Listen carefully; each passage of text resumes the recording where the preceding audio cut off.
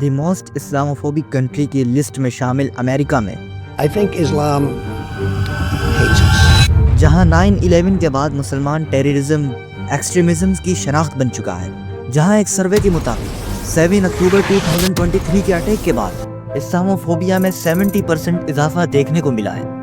اسی کنٹری کے political centre new York میں زہران ممدانی نامی انڈین مسلم نے ڈیموکریٹک پارٹی کے میئر کے انتخاب کے لیے انٹرنل الیکشن میں ایک ایسے شخص کو شکست دی ہے جو نہ صرف نیو یارک کا گورنر رہ چکا ہے بلکہ اس کے پیچھے بلینئرز، ایلیٹ کلاس اور امیر ترین زائونسٹ انسٹیٹیوشن بھی کھڑی ہیں۔ اس کی جیت نے ساری دنیا میں ایک پولیٹیکل ارتھکویک کریٹ کر دیا ہے۔ یہ جیت صرف زہران ممدانی کی جیت نہیں تھی بلکہ یہ جیت امریکن پبلک کی طرف سے ایلیٹ کلاس جو ساری سیاست پر قابض رہی ہیں ان کے اسٹیٹس پر بڑا دھچکا تھا۔ امریکہ میں پرو پیلسٹینینز کی طرف سے جو کہ عام پبلک پر مشتمل ہے، پرو زائونسٹ پر ایک مضبوط گوریلا وار تھی، جہاں پر ساری اسلامی دنیا اور پرو پیلسٹینینز اس خوشی کا جشن منا رہے ہیں، وہیں پر پرو زائونسٹ اس جیت پر نہایت غضب اور غصے کا اظہار کر رہے ہیں۔ زائونسٹ اور پرو زائونسٹ نے زہران ممدانی کے خلاف مختلف پروپیگنڈاز شروع کیے ہیں۔ ڈونلڈ ٹرمپ نے زہران ممدانی کے بارے میں کہا ہے کہ یہ شخص تو 100% کمیونسٹ پاگل ہے۔ He's a communist. I think it's very bad for New York. I am Donald Trump's worst nightmare as a progressive Muslim immigrant who actually fights for the things that I believe in. ایک post جو پروزائنس کی طرف سے social media پر بہت viral ہو رہی ہے، جس میں اسٹیچو آف دا لبرٹی کو برقع پہنا کر یہ پروپیگنڈا کیا جا رہا ہے کہ ممدانی امریکہ میں شریعت نافذ کرے گا۔ زہران ممدانی 1991 کو یوگانڈا کے شہر کمپالا میں انڈین اوریجن پیرنٹس کے گھر پیدا ہوئے۔ ان کی فیملی آرٹ اور اکیڈمک ورلڈ سے تعلق رکھتی تھی۔ ان کے فادر محمود ممدانی ایک مشہور ہسٹورین اور کولمبیا یونیورسٹی میں پروفیسر ہیں، جبکہ ان کی مدر میرا نیر انٹرنیشنل فلم ڈائریکٹر ہیں جنہوں نے سلام ممبایو اور مون سون ویڈنگ جیسے ماسٹر پیسز بنائے ہیں۔ ان کی فیملی یوگانڈا سے ساؤتھ افریقہ شفٹ ہوئی اور پھر جب زہران ممدانی 7 سال کے ہوئے ان کی فیملی امریکہ کے شہر نیو یارک میں شفٹ ہو گئی۔ زہران ممدانی نے اپنا بچپن نیو یارک میں گزار کر لوگوں کی پرابلمز کو بہت قریب سے دیکھا اور سمجھنے لگا۔ اس نے بورڈین کالج سے افریقن اسٹڈی میں بیچلر کی ڈگری حاصل کی۔ پریکٹیکل لائف میں اس نے شروع میں میوزک میں قدم رکھا، لیکن بعد میں فلم انڈسٹری کو جوائن کرنے کے بجائے اپنے لیے پولیٹیکل فیلڈ کو سلیکٹ کیا۔ زہران ممدانی اس وقت بھی پیلسٹینین سپورٹر تھا جب وہ یونیورسٹی کا ایک اسٹوڈنٹ تھا، اور جب اسرائیل پیلسٹین میں سیٹلمنٹ کر رہا تھا تب بھی زہران ممدانی نے اس کے خلاف آواز اٹھائی تھی۔ زہران ممدانی نے پولیٹکس میں اپنا سفر ہاؤسنگ جسٹس سے شروع کیا۔ جب اس نے دیکھا کہ بہت سارے لوگ انلیگل ایویکشن کا شکار ہو رہے ہیں تو اس نے رینٹ جسٹس کمپین جوائن کی اور لوگوں کے ساتھ مل کر کورٹ تک لڑائی کی۔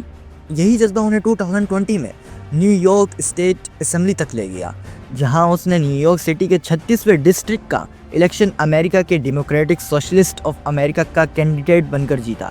2025 میں جب اس نے ڈیموکریٹک پرائمری الیکشن میں اینڈریو کومو کو چیلنج کیا تو لوگوں نے مذاق اڑایا، لیکن زہران ممدانی نے اس کمپین میں وہ اسٹریٹجی اختیار کی ہے جس میں انہوں نے اپنی کریٹیوٹیز سے ان سارے چیلنجز کو شکست دی ہے۔ زہران ممدانی نے کنونشن کمپین سے ہٹ کر گراس روٹ کی اسٹریٹجی اپنائی ہے، نہ ٹی وی ایڈز نہ کارپوریٹ ڈونیشنز، بلکہ انہوں نے ڈائریکٹلی پبلک کو کمیونیکیٹ کیا۔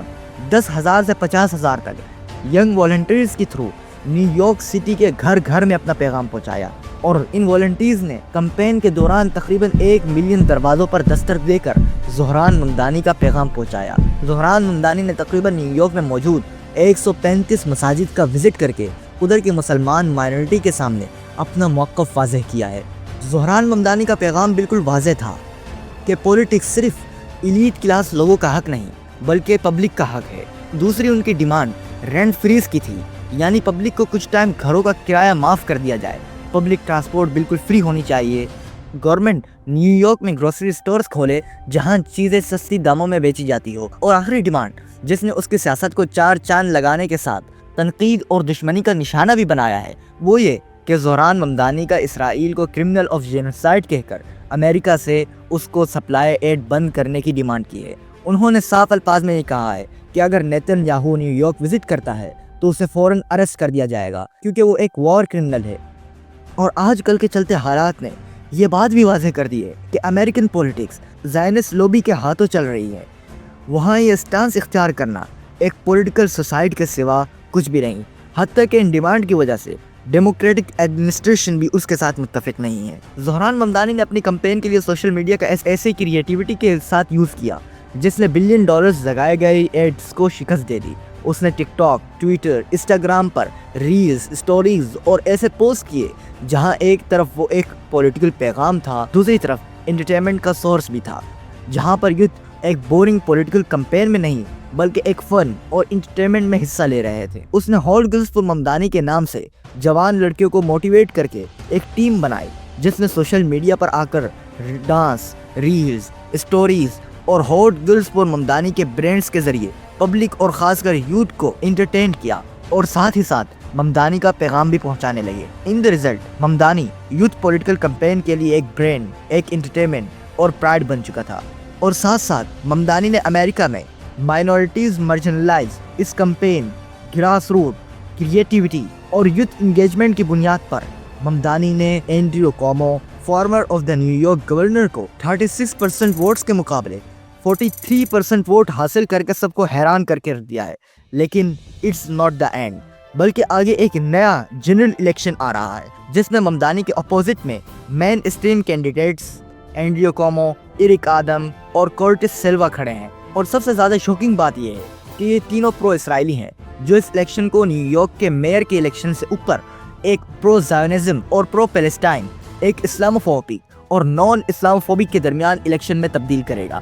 یہ امریکہ میں پہلی بڑی سیاسی آواز ہے جو اسرائیل کے خلاف اٹھی ہے۔ یہ امریکن یوتھ کے ریولیوشن جو کہ غزہ میں اسرائیلی جینوسائیڈ کے خلاف پروٹیسٹ کی صورت میں شروع ہوا تھا، اس کی پہلی جھلک ہے، جس کے بعد فلسطین اور مسلمانوں کے حوالے سے بہت کچھ ظاہر ہونے کی امید بھی کی جا سکتی ہے۔